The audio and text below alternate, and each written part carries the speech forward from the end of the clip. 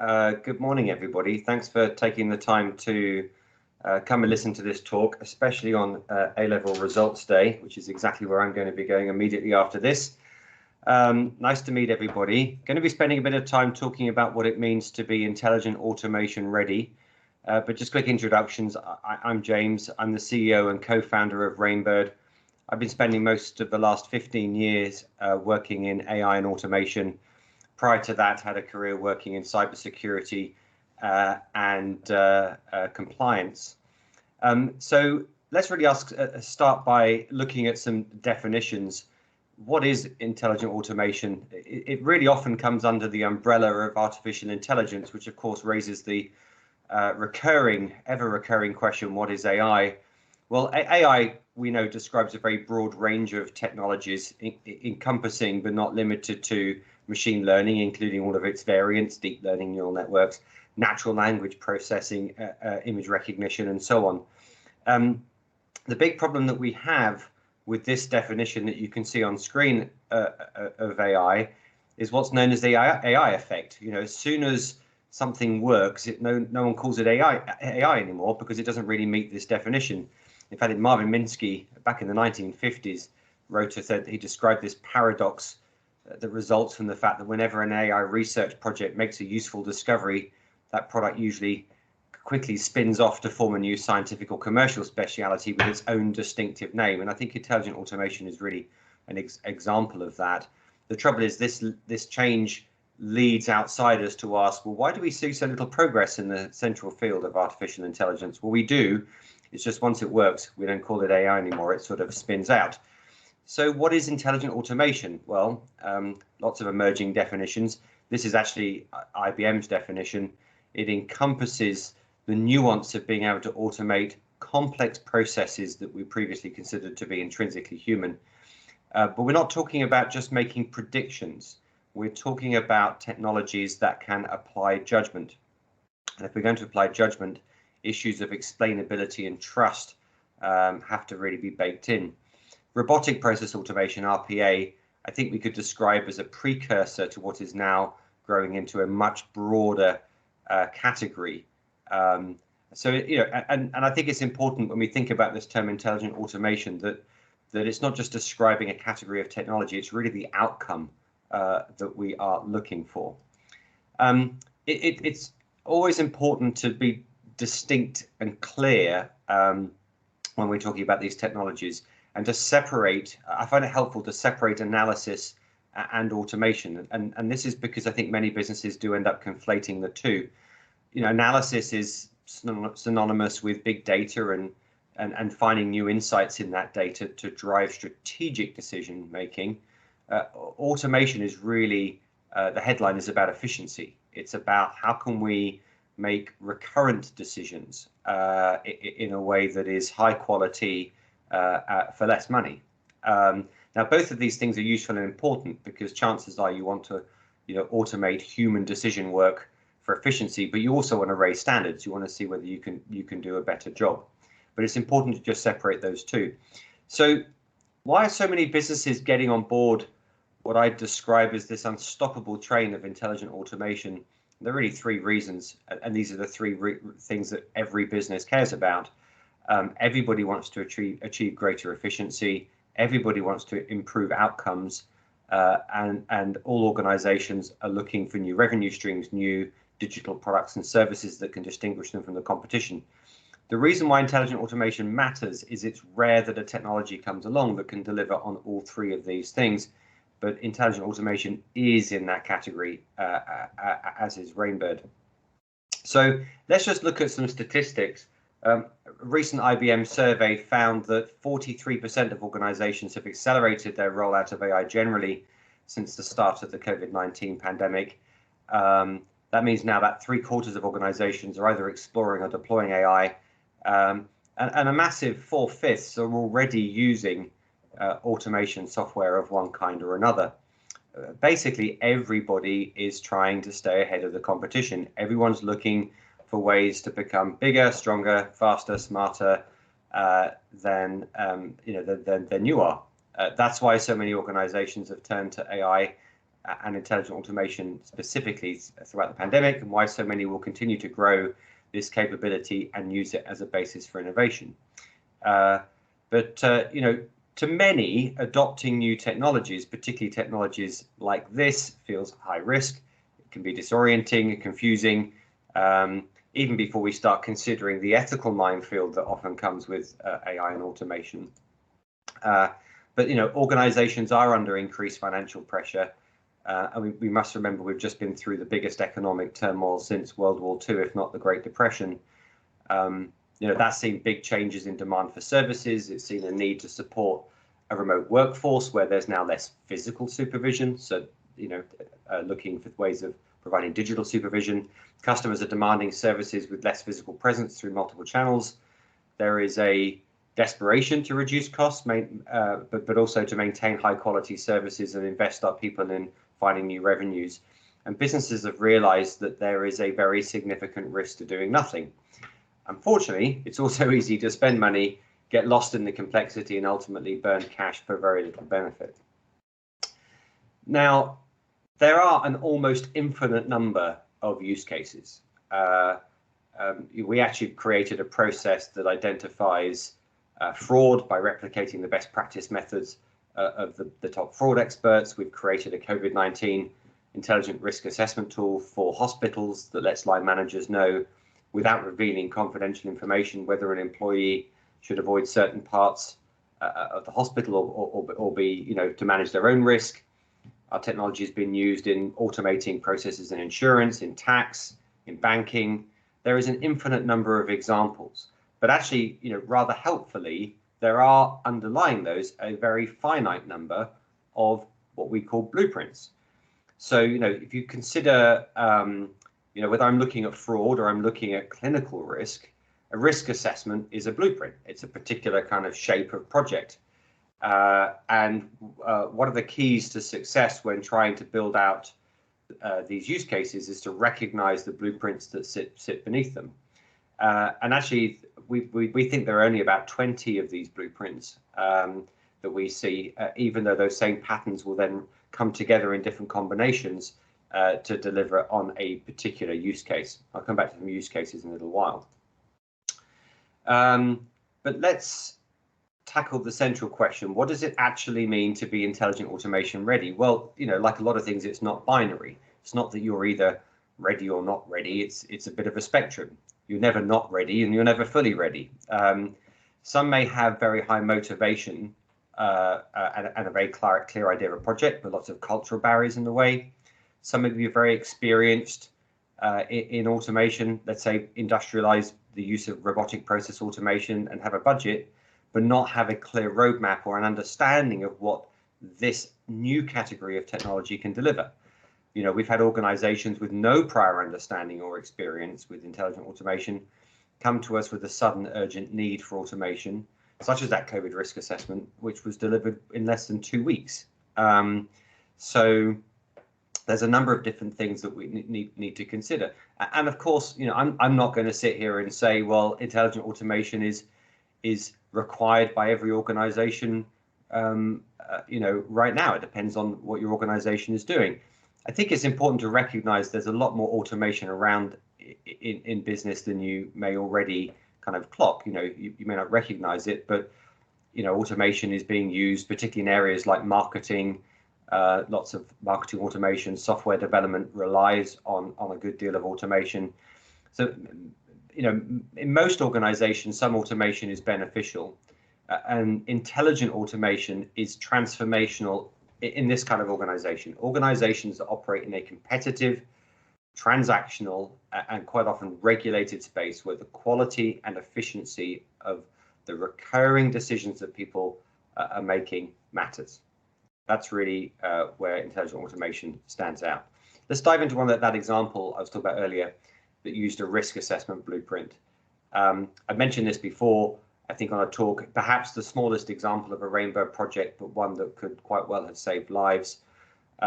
This is Hillary, who is the head of workplace health, safety and wellbeing at Norfolk and Norwich University Hospital. At the start of the pandemic, her team of around 20 people were inundated with hundreds of calls every day from clinicians and other staff at the hospital who weren't sure whether they should isolate, and were keen that they could understand the risk that they were running from being in a hospital setting.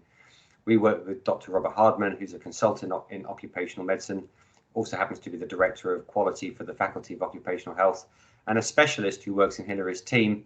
Now, while the team were having all these manual conversations with staff members who are more vulnerable to COVID, Dr. Hardman spent 6 hours with us, and we were able to build a model that could effectively replicate his knowledge and provide, in the end, a tool which could conduct COVID-19 risk assessments, incorporating government policy, clinical guidelines.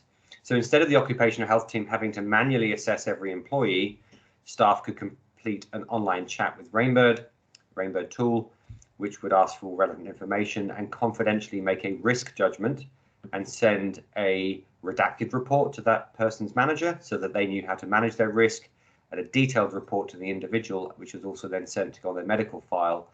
And if they were high risk, that could then be highlighted.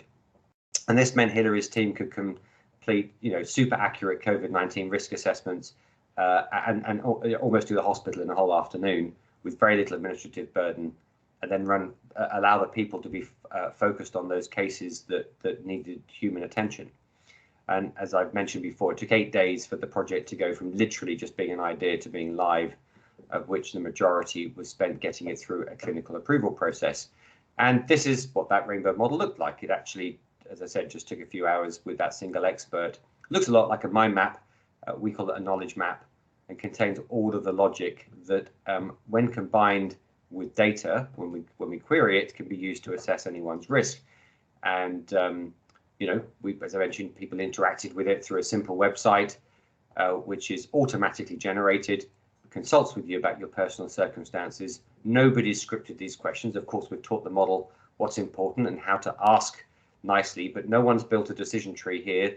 Rainbird has actually gone through and constructed that dialogue. And if it doesn't know enough, because if it doesn't know enough about you, it's simply designed to ask those sorts of questions. And in this particular case, there's a whole bunch of workflow that happens once it's finished, creating PDFs, emailing them to various different people. Now, this is just one example of an intelligent automation project, but let's actually look at why it was successful. It was successful because the client had a crystal clear use case that they wanted to achieve. They had the domain knowledge. They had an environment that was supportive of change, and I think it's fair to say that was accelerated because of the pandemic. But they had the budget, they had the need. And ultimately, to be successful, you have to find a candidate use case and then build a business case that supports it. And of course, this exerts cognitive load. All organizations are very busy.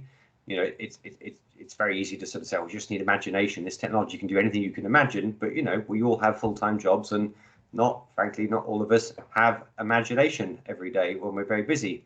So this is why actually looking for blueprints, looking to identify the mechanisms like this risk assessment, because ultimately, even in just seeing this example, you might think, well, if the technology can do this, then I can imagine I could risk assess X or Y instead. And of course, the answer is always going to be yes. In fact, the answer is always yes, so long as you have the domain knowledge, the backing, and the environment conducive to drive change.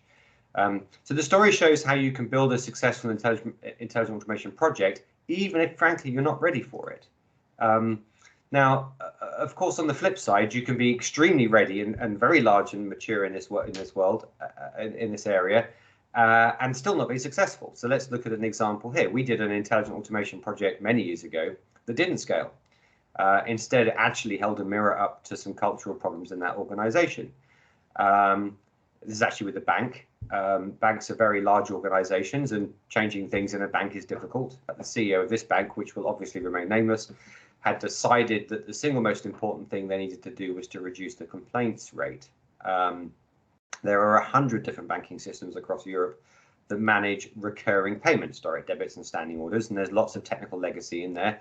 A simple request to cancel my direct debit can be misinterpreted and have unintended consequences.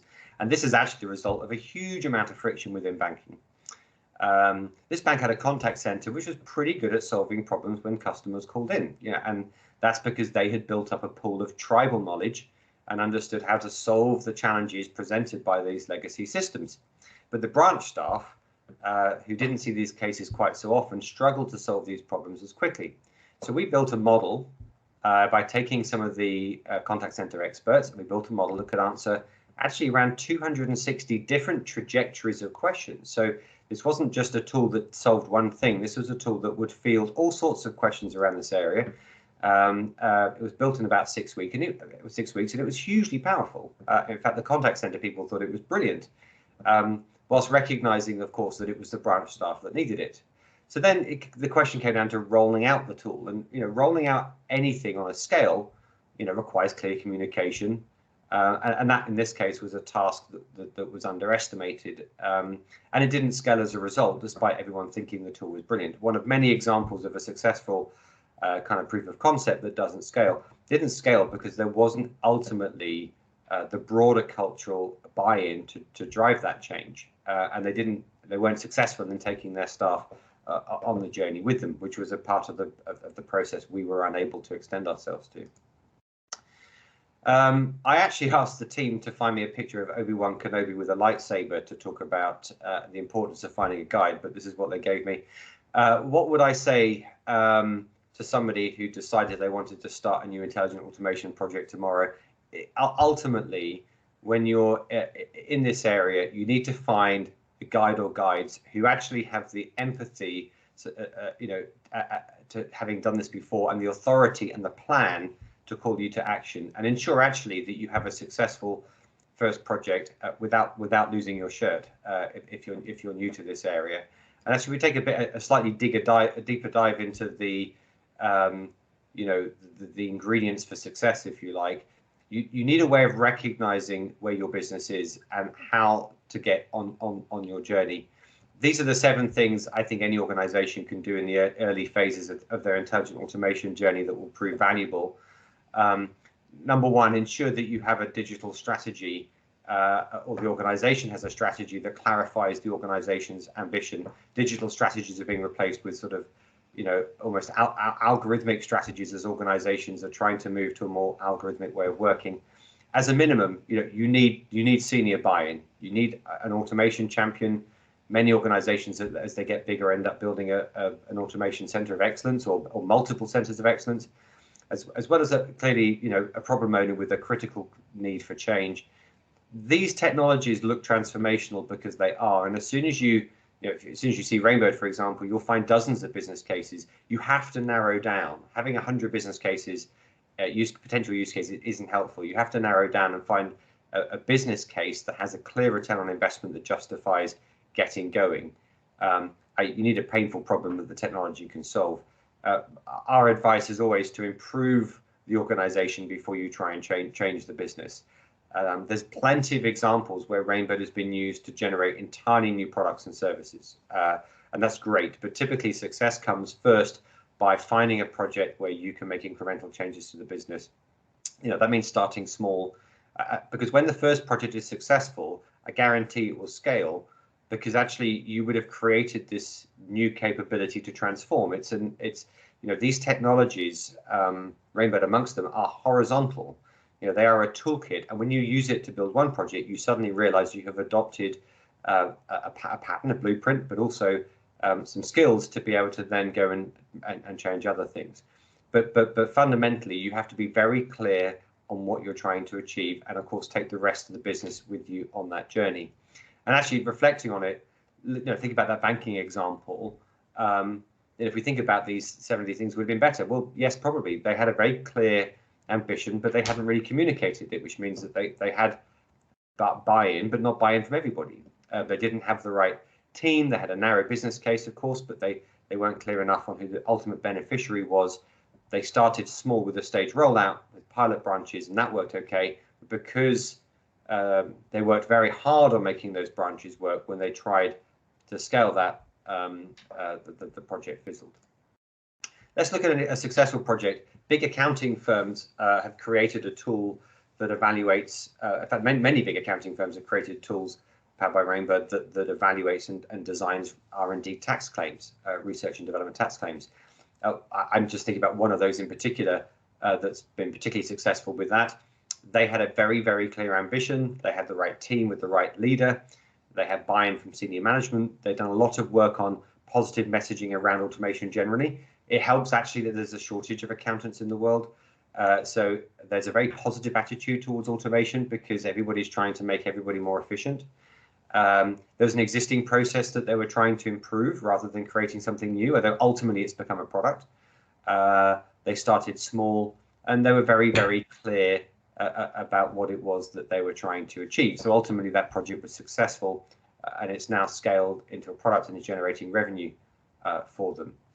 So, if you have a clear hypothesis for a use case, you have to pay attention to the issues of culture and budget and everything else that I've described. With many projects that start from cold and are completely successful, but only because our clients have a trusted guide with the empathy and the authority and the plan to call them to action. So clearly, I can make no assumption about where you are on your intelligent automation journey. But when thinking about this is a bit of a generic question, but I pose this question to you. If we were having this discussion, if we were sitting down here again, having a discussion 3 years from today, and you were to look back over those 3 years to now, what has to have happened both personally and professionally for you to feel happy about your progress in the intelligent automation space?